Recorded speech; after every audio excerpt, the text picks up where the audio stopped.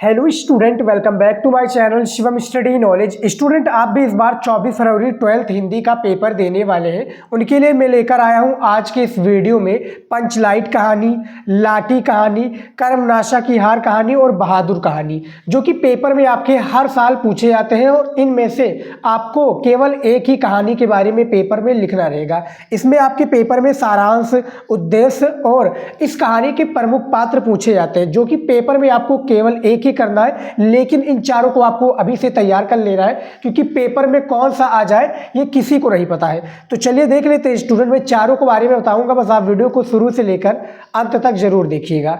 यहां पर देखिए, सबसे पहले देखिए प्रश्नोत्तर संख्या 6 के अंतर्गत आएगा और अथवा करके आपके ज्यादातर आते हैं। तो इसमें मैं पंचलाइट कहानी जो है उसके जो प्रमुख पात्र है गोधन, ठीक है, गोधन, गुलरी, गुलरी काकी, ठीक है, तो इनके बारे में मैं आपको बताऊंगा। फिर ये पंचलाइट कहानी का मैं सारांश भी आगे आप लोगों को बताऊंगा। यहाँ पर देखिए सारांश भी है पंचलाइट कहानी का, ठीक है, और उसके बाद में पंचलाइट कहानी के सारांश के बाद में जो कर्मनाशा की हार कहानी के प्रमुख पात्र हैं, यानी सारी चीज़ें मैं आपको बताऊंगा। तो चलिए देखते हैं। सबसे पहले देखिए पंचलाइट कहानी के जो गोधन के चरित्र चित्रण करने वाला हूं, यानी इनकी विशेषताएं बताएंगे। देखिए, पंचलाइट फणीश्वरनाथ रेणु की एक आंचलिक कहानी है। ये कहानी ग्रामीण जीवन पर आधारित है। इसमें ग्रामवासियों की मन स्थिति की वास्तविक झलक देखने को मिलती है, ठीक है। यहाँ पर देखिए कि फणीश्वरनाथ रेणु के द्वारा यह ग्रामीण जीवन पर आधारित, इसमें जो ग्रामवासियों की मन की स्थिति की वास्तविक झलक देखने को मिलती है। तो एक छोटा सा इसका इंट्रोडक्शन हो गया स्टूडेंट, यानी प्रस्तावना हो गया। अब देखिए इसमें जो इनकी विशेषताएं कुछ पॉइंट यानी कुछ हेडिंग के थ्रू बताया गया। सबसे पहला देखिए, योग्य युवक। गोधन पंचलाइट कहानी का एक ऐसा पात्र है जो अशिक्षित होते हुए भी योग्य है। पेट्रोमैक्स जलाने के कार्य को उसकी बिरादरी का कोई भी व्यक्ति नहीं जानता। यहाँ पर देखिए ये व्यक्ति है स्टूडेंट, ठीक है, व्यक्ति नहीं जानता परंतु वो उसे जला देता है। दूसरा है गुणवान। गोधन अशिक्षित होते हुए भी गुणवान है। उसके कि इसी गुण के कारण टोले को, यहाँ पे देखिए, टोले का सरदार उसकी सभी गलतियां को माफ कर देता है, ठीक है। तो इसमें 2 पॉइंट हो गया। इसके बाद में यहाँ पर देखिए और है, इसमें जो और पॉइंट दिया हुआ है आप लोग देखिए। यहाँ पर तीसरा पॉइंट है निडर। देखिए गोधन में निडरता का गुण भी है। वो गाने गाकर तथा आंख मटकाकर मुनिरी के प्रति अपने प्रेम को प्रकट करता है, ठीक, प्रकट कर देता है। और चौथा है वर्ग भेद से दूर। गोधन और मुनिरी परस्पर स्नेह रखते हैं। गोधन जाति पात, ईर्ष्या, देश यानी ईर्ष्या द्वेष आदि के चक्कर में नहीं पड़ता। वो मानवीय गुणों का समर्थक है। अतः लास्ट में कंक्लूजन निकलेगा, यानी निष्कर्ष निकलेगा। वो क्या है देखिए, अतः कहा जा सकता है कि गोधन ग्रामीण परिवेश में पलने बढ़ने वाला उपयुक्त गुणों से अब देखिए उपयुक्त गुणों से युक्त एक आदर्श बालक है। तो स्टूडेंट, कैसे हो आप लोग? स्टूडेंट, इस वीडियो में कर्मनाशा की हार कहानी का सारांश मैं आप लोगों को बताने वाला हूँ। हर साल ये 5 नंबर का आपके पेपर में पूछा जाता है। क्लास 12 हिंदी के स्टूडेंट इस वीडियो को लास्ट तक जरूर देखेंगे, क्योंकि उनमें ही ये कर्मनाशा की हार कहानी पूछा जाता है। तो यहाँ पर देखिए स्टूडेंट, प्रस्तुत कहानी कर्मनाशा की हार में इसके लेखक श्री शिव प्रसाद सिंह ने भारत के गांवों में व्याप्त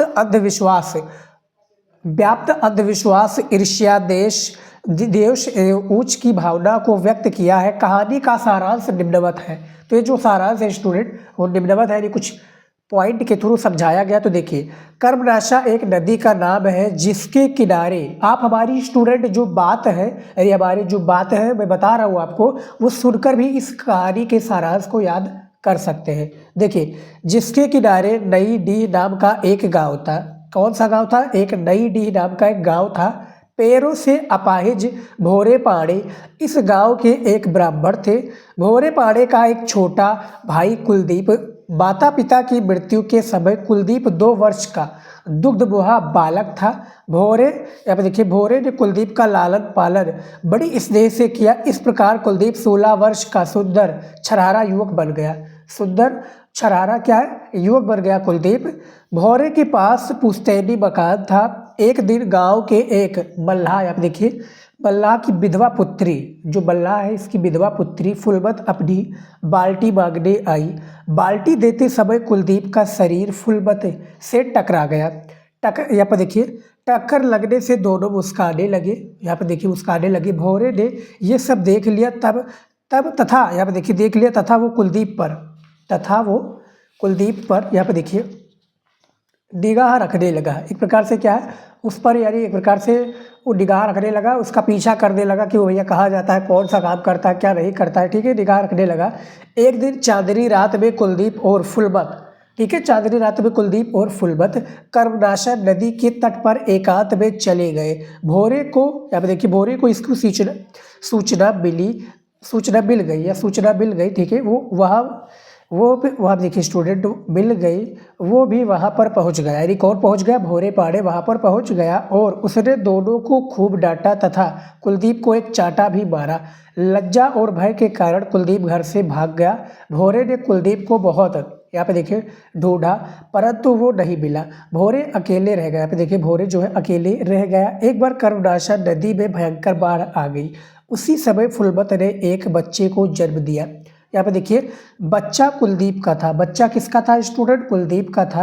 आप उसके बाद देखिए पुरातनपंथी कट्टर रूढ़िवादी गांव की यहाँ पे देखिए धनेसरा चाची की ये बात, ये जो बात है स्टूडेंट, जो धनेसरा चाची है, इनको ये बात पता चल गई या चला दी। ये बात क्या है, पूरी गांव में चला दी कि भैया फुलबत को एक बच्चा हुआ है, ठीक है। तो बाढ़ का कारण फुलबत का पाप है। बाढ़ तभी शांत होगी जब फुलबत और उसके बच्चे, देखिए फुलबत और उसके बच्चे की बलि कर्मनाशा को दे दी जाएगी। पंचायत ने फुलबत की, यहाँ पर देखिए, बलि देना तय किया। फुलबत अपने बच्चे को छाती से चिपकाए भयभीत खड़ी थी कि तभी भोरे पाड़े आए तथा उन्होंने सुकुमार बच्चे को गोद में लेकर कहा कि ये मेरे भाई का बेटा है तथा फुलबत हमारे घर की बहू है। तो भैया इस कहानी से एक प्रकार से ये सीखने को मिलता है कि जो गांव की अभी रूढ़िवादी है या जाति पात है, अंधविश्वास है, इस पर कभी भी भरोसा नहीं करना चाहिए। और जो ये बात बताई जा रही है इसमें कि कर्मनाशा की नदी में जब बच्चा का बल दिया जाएगा तब वो शांत होगा, तो इससे क्या होता है, इससे शांत नहीं होगा तो उसमें बांध दिया जाए, जो बाढ़ है बांध जाए तो रुक दिया जाएगा। तो ये सब जो चीज़ें इसमें बताई गई है कर्मनाशा की हार कहानी में। इसमें जो मुख्य पात्र है वो 3 मुख्य पात्र है स्टूडेंट। एक आपका भोरे पाड़े, एक आपका कुलदीप और एक आपका फुलबत। आप लोगों ने नोटिस किया होगा, ठीक है। खून का रिश्ता कहानी का सारांश पढ़ने वाले हैं जो आपके बोर्ड परीक्षा में 5 नंबर का पूछा जाता है। आज के इस वीडियो को देख लो, हमारी बातों को सुन लो, 5 नंबर आपका बहुत ही ईजी तरीके से पक्का हो जाएगा। बहुत ही ईजी तरीके से हम आप लोगों को समझाने वाले हैं, कहानी पढ़कर बताएंगे जिससे आप हमारी बातों को सुनकर ही याद कर सकते हैं। तो चलिए देखते हैं, खून का रिश्ता कहानी का सारांश आपके बोर्ड पेपर में भी 5 नंबर का पूछा जाता है। यहाँ पर देखिए, खून का रिश्ता नामक कहानी के रचनाकार भीष्म शाहनी हैं। भीष्म शाहनी ये कहानी जो खून का रिश्ता है इसके रचनाकार हैं। उच्च वर्ग में दहेज प्रथा की मान्यता का उन्मूलन भी ऐसे ही परिवार के द्वारा कराकर कहानी के माध्यम से सामाजिक सुधार की दिशा में एक प्रयास किया गया है। जो कि किसने प्रयास किया है? भीष्म शाहनी ने एक प्रयास किया गया है। वर्तमान समाज में धन के सम्मुख समरस्त रिश्ते नाते कमजोर हैं और उनका कोई अर्थ नहीं है। प्रस्तुत कहानी का सारांश निम्नलिखित है। बाबूजी, यहाँ पर देखिए, अब यहाँ तक जो है लेखक हैं, जो रचनाकार हैं, उनके बारे में थोड़ा डिटेल में और थोड़ा इसका परिचय दिया गया है खून का रिश्ता का।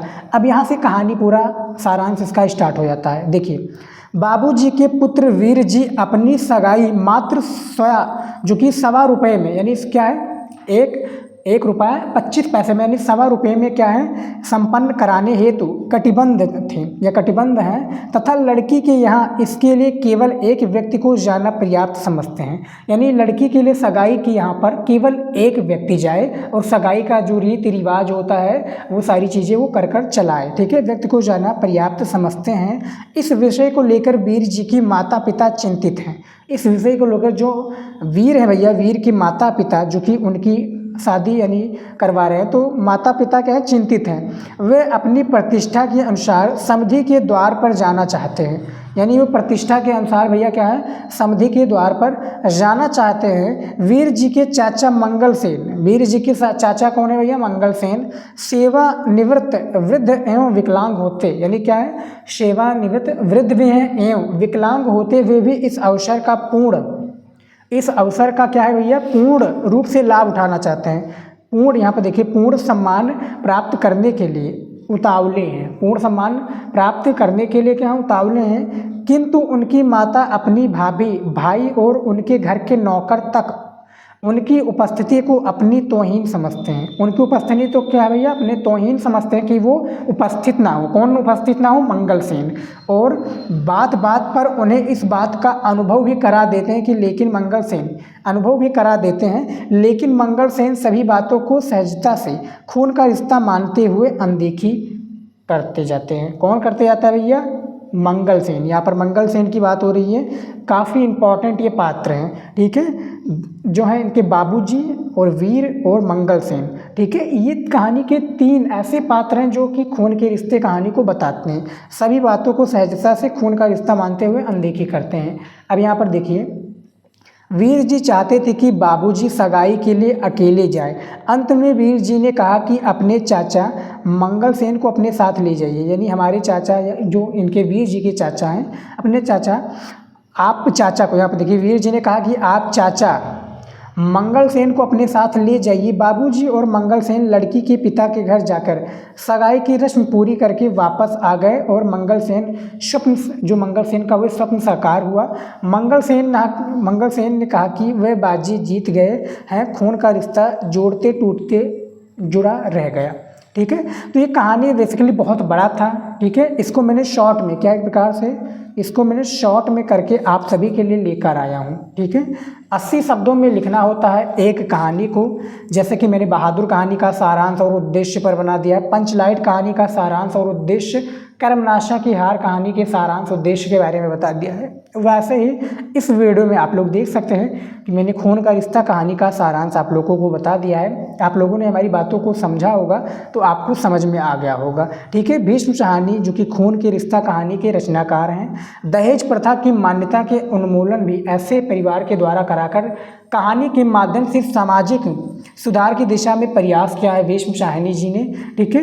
वर्तमान समाज में धन के सम्मुख समस्त रिश्ते नाते कमजोर होते हैं, उनका कोई अर्थ नहीं है। प्रस्तुत कहानी का सारांश निम्नलिखित है। अब यहाँ से पूरी चीज़ें स्टार्ट हो चुकी हैं। 80 शब्दों में कहानी का सारांश आप लोग लिख देते हैं तो आपका 5 नंबर बिल्कुल पक्का हो जाएगा। वीडियो में मैं लाठी कहानी के बारे में आप लोगों को बताने वाला हूँ। लाठी कहानी का समीक्षा कीजिए, बोर्ड एग्जाम में आपका 5 अंक का पूछा जाता है। और इस वीडियो में आप लोगों को मैं लाठी कहानी को बताऊंगा, वो भी पढ़कर। आप लोग हमारी बात को भी सुनकर सबसे आसान तरीका से याद कर सकते हो, ठीक है। 5 अंक का हर साल ये आपका पूछा जाता है कहानी। लाठी कहानी, पंचलाइट कहानी, बहादुर कहानी, फिर कर्मनाशा की हार कहानी। ये कुछ ऐसे कहानी है जो आपके बोर्ड एग्जाम में हर साल पूछे जाते हैं। तो इस वीडियो में हम लाठी कहानी के बारे में आपको बताएंगे, वीडियो लास्ट तक देखिएगा। देखिए, शिवानी हिंदी की एक प्रसिद्ध महिला कथाकार रही हैं। इनकी कहानियों में नारी के विभिन्न रूपों का सुंदर चित्रण हुआ है। सामाजिक रूढ़ियों और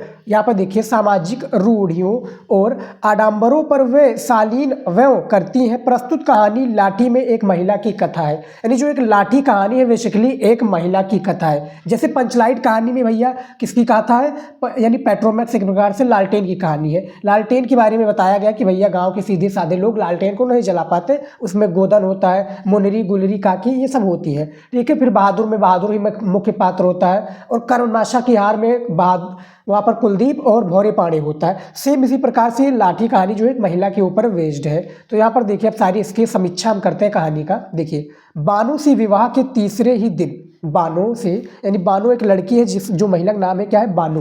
बानो से विवाह के तीसरे ही दिन कप्तान को बसरा जाना पड़ा। यहाँ पर देखिए क्या है, बसरा जाना पड़ा। अपनी खिलौने सी बहू से उसे अतिशय प्यार है, यानी अतिशय यानी बहुत ज़्यादा क्या है, प्यार है। 2 वर्ष बाद वो वापस लौटता है। 2 वर्ष बाद क्या है स्टूडेंट, वो वापस लौटता है तो उसे पता चलता है कि उसकी पत्नी एक टीबी, यहाँ पे देखिए एक टीबी यहाँ पे देखिए सेनेटोरियम में भर्ती है। इन 2 वर्षों में सास ननदों के ताने, यहाँ पे देखिए इन 2 वर्षों में सास ननदों के ताने सुने, घर के समस्त काम किए और अंततः बीमार होकर सेनेटोरियम की, यहाँ पे देखिए सेनेटोरियम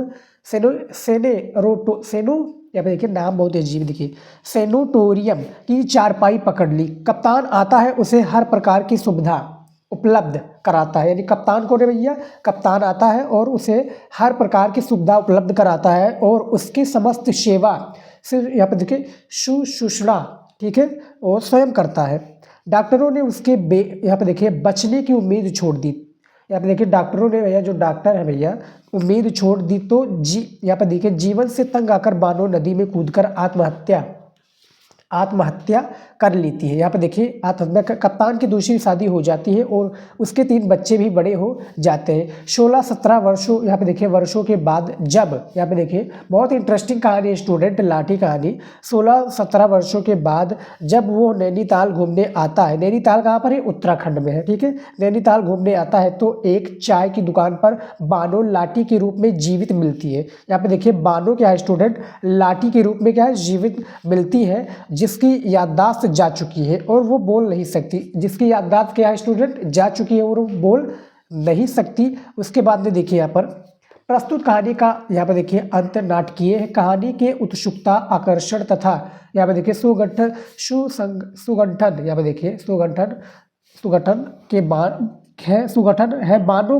को लाठी के रूप में जीवित दिखाकर लेखिका ने कथा में एक यहाँ पे देखिए अकल्पनीय मोड़ प्रस्तुत किया है। कथा लेखिका ने, यहाँ पे देखिए कथा लेखिका ने मुख्य घटने तक पाठकों की जिज्ञासा को बनाए तथा उन्हें कहानी से बांधे रखा है। घटना का क्रम, उदय, विकास और यहाँ पे देखिए घटना का क्रम, उदय, विकास और उपसंहार अत्यधिक यहाँ पे देखिए सुनियोजित ढंग से हुआ है। कहानी में प्रवाह और गतिशीलता अंत तक बनी हुई है। अतः कहा जा सकता है कि कथानक के तत्वों की दृष्टि से लाठी, यहाँ पे देखिए लाठी एक उत्कृष्ट कहानी है। लाठी एक क्या है भैया? उत्कृष्ट कहानी है, जो कि यहाँ पर आप देख सकते हैं। अब मैं थोड़ा आपको डिटेल में अपने शब्दों में समझा दूँ कि शिवानी जी एक जो है एक प्रसिद्ध हिंदी की कथाकार रही है, ठीक है, कहानी के रूप में, ठीक है।